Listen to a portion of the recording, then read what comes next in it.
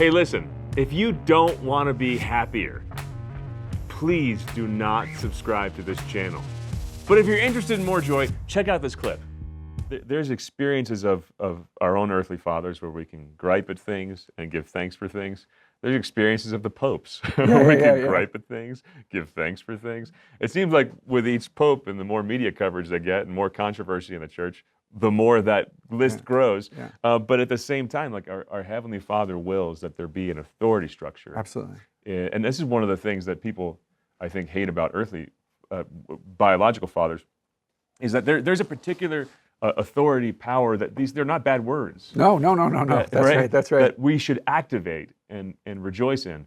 And the Pope, just like I have imperfections, for all his imperfections, has a fatherliness, and you experience this profoundly.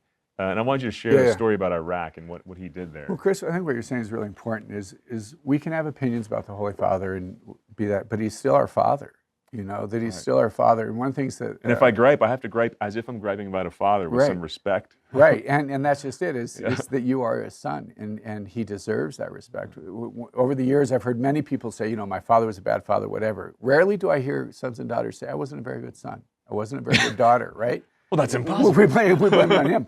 But yeah, so one of the coolest experiences and I've had the great blessing, I've probably been in 50 papal audiences. It's just been great.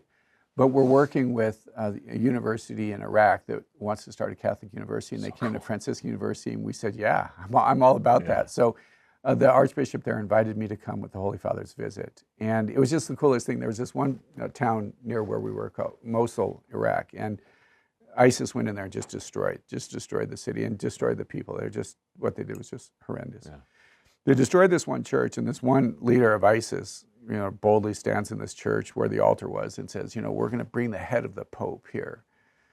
So when the Holy Father decided to go to Iraq, and he was going to go to Mosul, and he was going to give a talk, he actually went back to that church and said, yeah, the Pope's here. Yeah, it was the Pope brought his own head. Yeah, it was pretty crazy. And it's still on my shoulders. It was pretty crazy.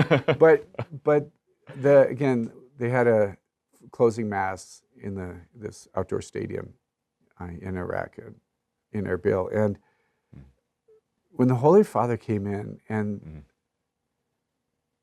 this was, again, what does a father does, a father sees. This was a population of Christians who no one saw.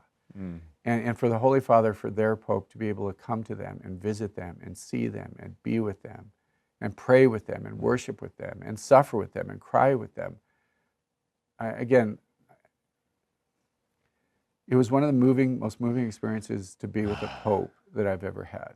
You know, the affection, the gratitude that he had, and he was being a father to that people. And you're right, you know, nobody's perfect. John Paul wasn't perfect, Benedict wasn't perfect, and Francis isn't perfect. No, but what a perfect place to land. Yeah. That's what fatherhood's about. Yeah. In all your messiness, walk through the fire. Yeah. Walk through the terrorists in your own life. Yeah. And walk through your own imperfections and just show up. Yeah. See your kids. Be who you are. Be who you are, and lead them to your Heavenly Father. Smash the subscribe button. Crush, smash, demolish the subscribe button if you want a more joyful life.